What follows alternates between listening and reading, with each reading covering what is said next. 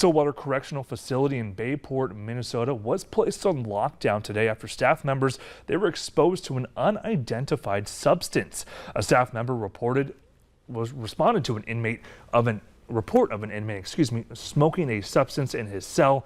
The staff member experienced an adverse reaction and was taken to the hospital. A short time later, 6 more staff members, they started feeling sick. In a separate incident in the same housing unit, an inmate threw a container with an unknown substance from his cell. 3 staff started feeling sick and they were hospitalized. In total, 9 people, they were taken to the hospital for an evaluation.